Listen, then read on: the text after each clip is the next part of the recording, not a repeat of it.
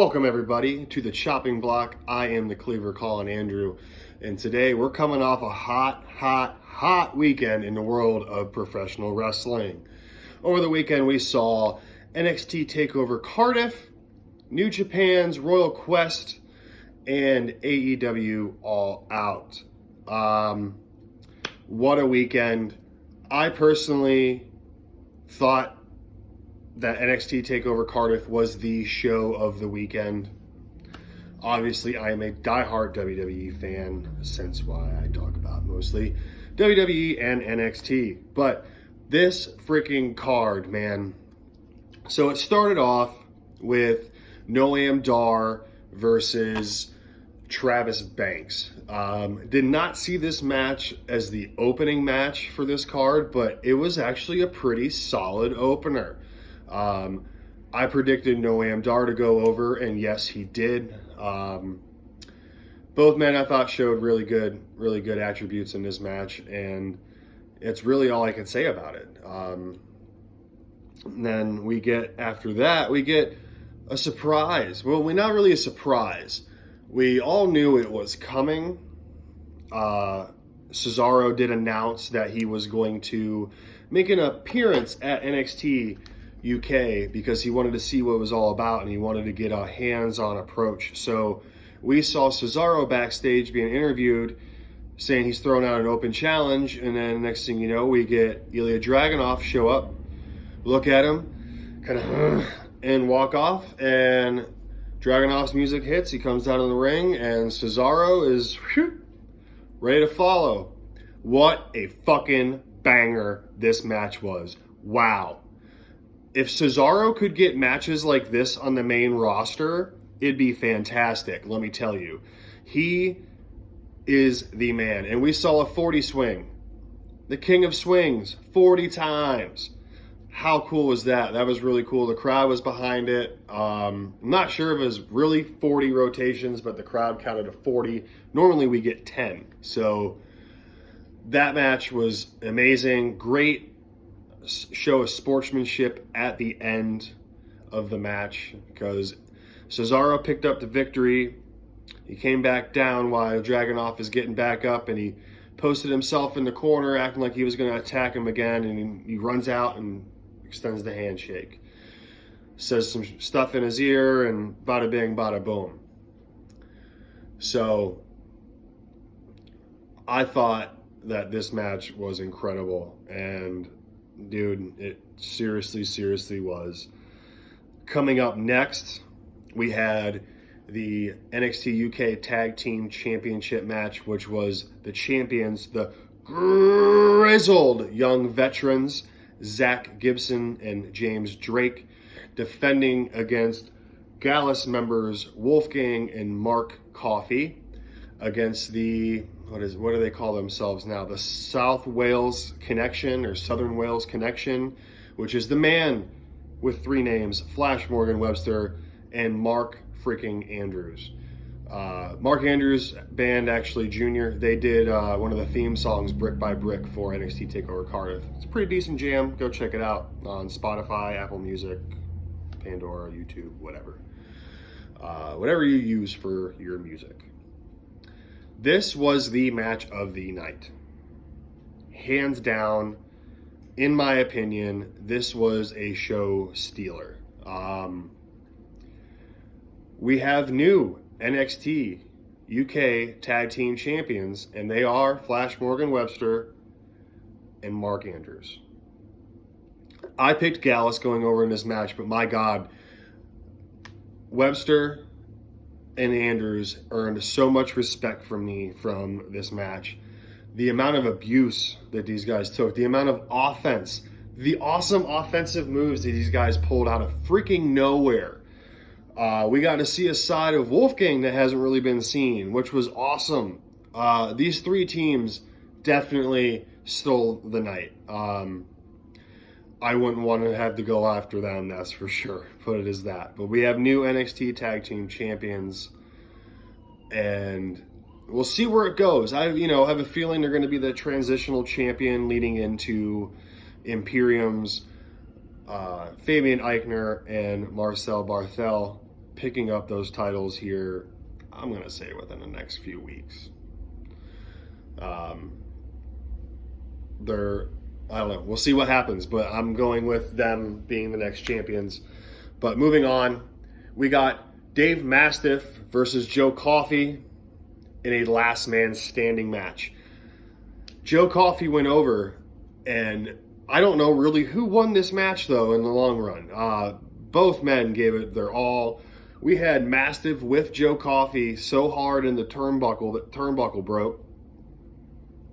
That was an awesome spot.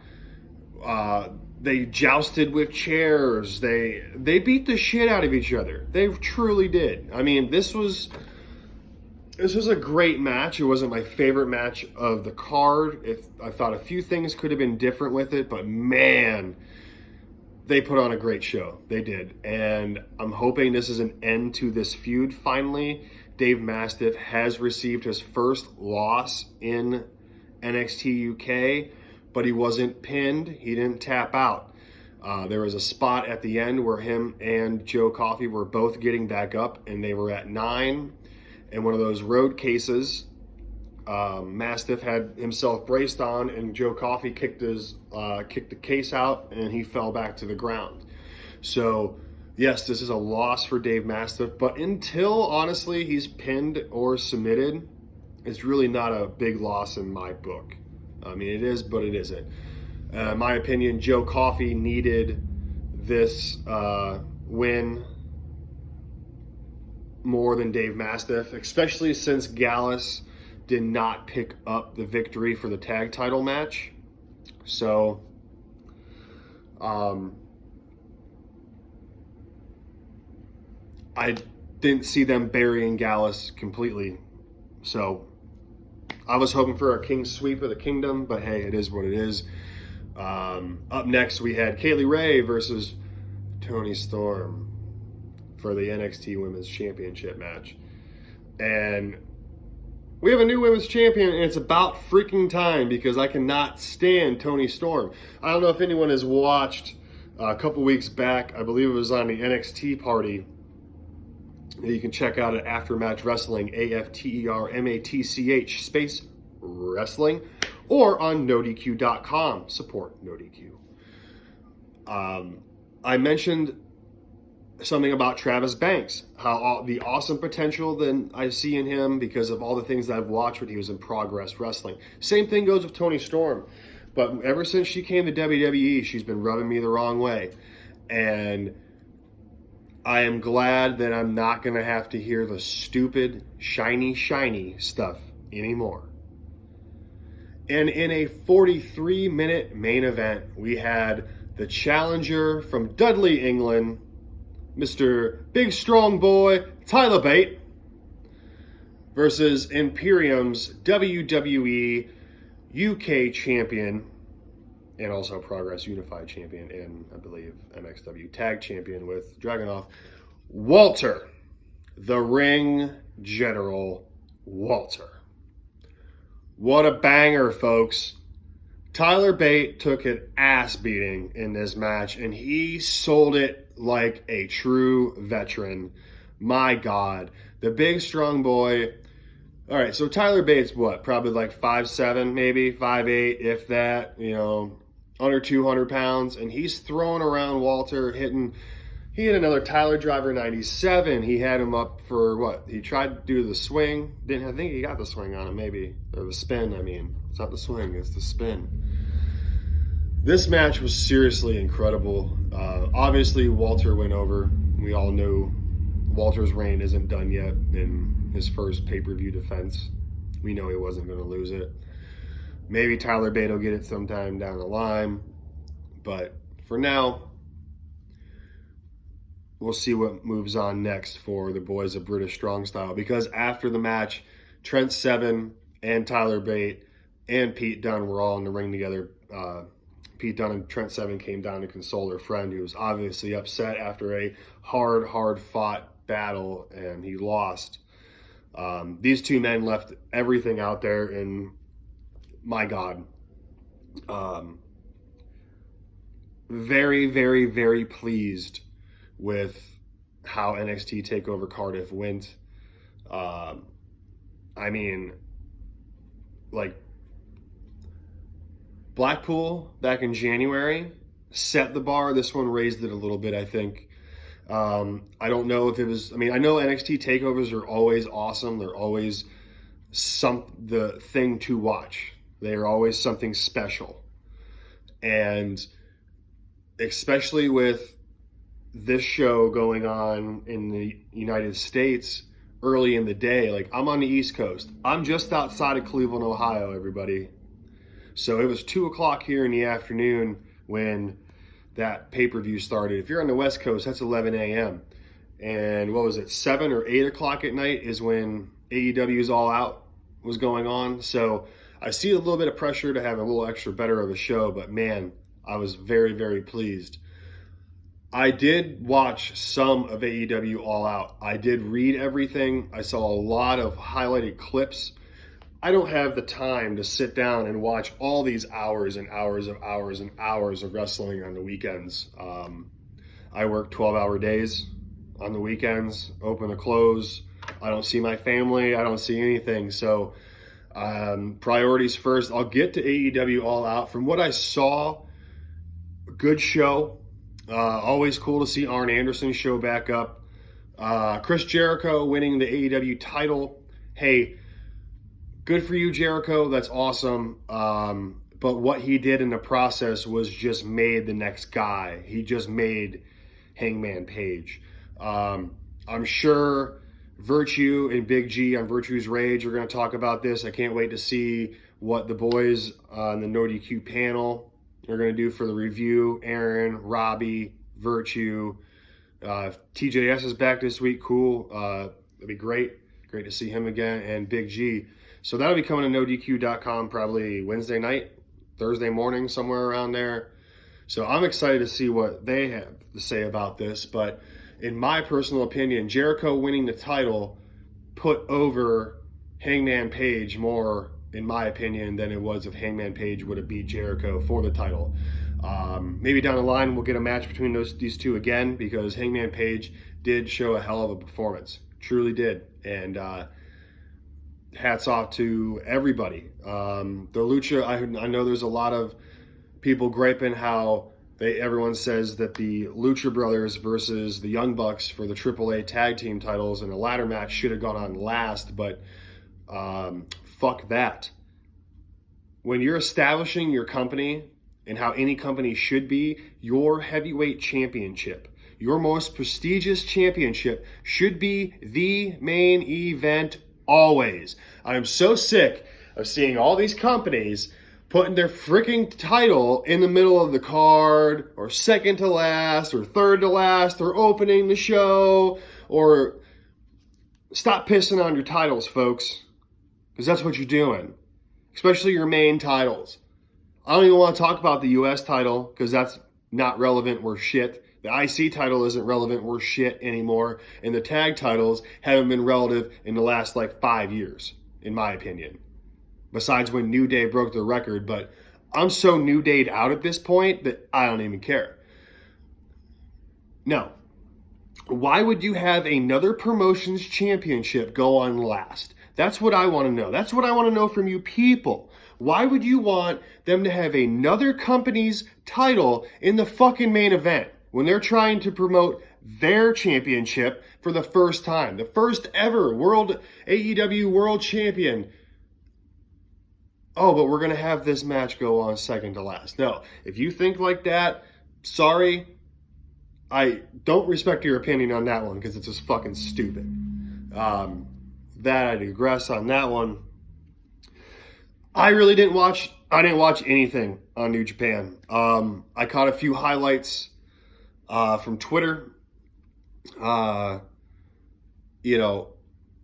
A few things Noah Foster threw up. Shout out to Noah Foster, 205 Live Matters, my man. There was so much packed into one day, it's been impossible. I did watch Monday Night Raw last night. It was Labor Day. I spent the day with my family. We had a cookout. It was awesome. made a little fire for the first time at our new house, and it was nice. It was the first day as a family we've got to spend together all summer. So we did watch Raw as a family last night. My wife and son don't really know anything about New Japan, and really not a whole lot about AEW. They know some people, but not a lot. So with them sometimes I just stick to the main roster, and they know NXT as well. But Bayley, this is the only thing I really want to talk. There's two things from Raw I want to talk about, and I'm going to wrap this sumbitch up. Bayley, heel turn. Finally. We had a main event. Sasha Banks came down and interrupted it, but the main event was SmackDown Women's Champion Bayley and Raw Women's Champion Becky Lynch against the WWE Women's Tag Team Champions Alexa Bliss and Nikki Cross. So, decent match, but as soon as it freaking started, man, we get boss time music. And Sasha comes out, and we know shit's gonna hit the fan, and she interferes, and she grabs a chair like she did a couple weeks ago. Then Bayley comes in like, no, don't do it. Has the chair in her hand, smirks at Sasha, and just starts beating the unholy hell out of Becky with the steel chair.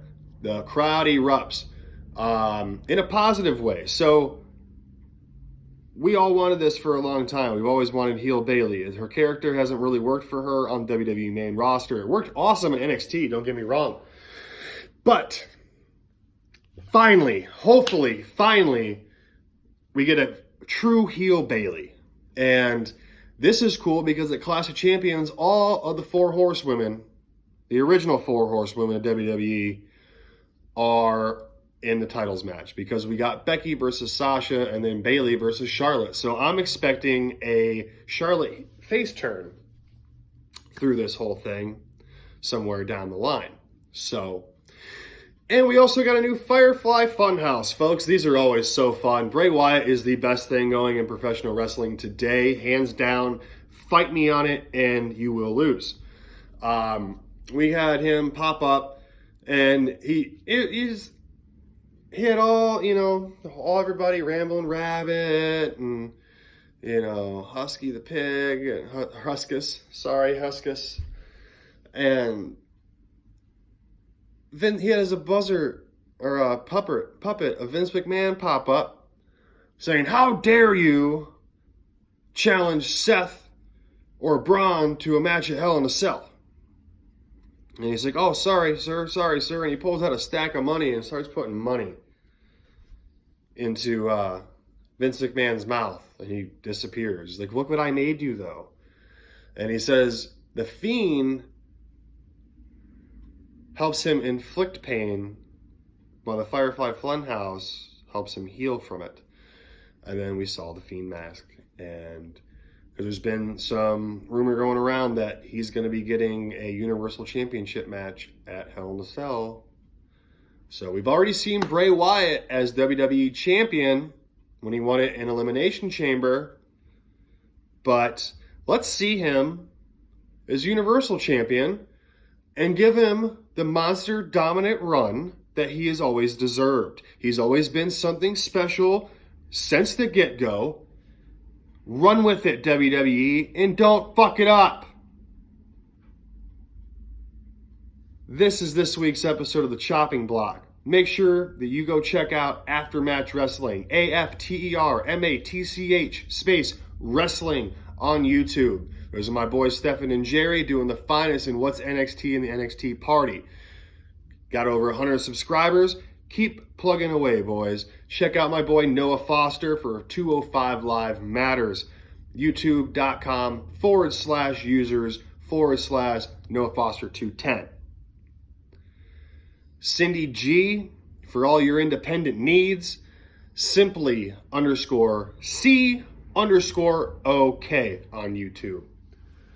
And y'all don't forget about Armbar on Facebook, all capital letters, ARMBAR, exclamation point. Don't forget that exclamation point. And last but not least, ladies and gentlemen, support Aaron Rift and all the fine people over at NoDQ.com. NoDQ.com/merch takes you to their merch store. We got t-shirts. We got NoDQ.com shirts. We got the Wizard of No DQ, Stephen Osborne shirts. We got TJS shirts. We got Jeff Meacham shirts. We got Virtue, Troll Slayer, Fire Virtue, Virtue's Rage. We got beanies. Hopefully beanies coming back soon. Ball caps, mugs, stickers, whatever you want, NoDQ.com has. So again, support NoDQ.com. You can follow me on Twitter at NoDQ Colin Andrew. And you can find me on Instagram at Colin26Andrew. Thanks for stopping by, YouTube. NoDQ Galaxy, Aftermatchins, I don't care, Armbarians, whoever. Click, like, subscribe, and share. And I'll see you all next time on the chopping block.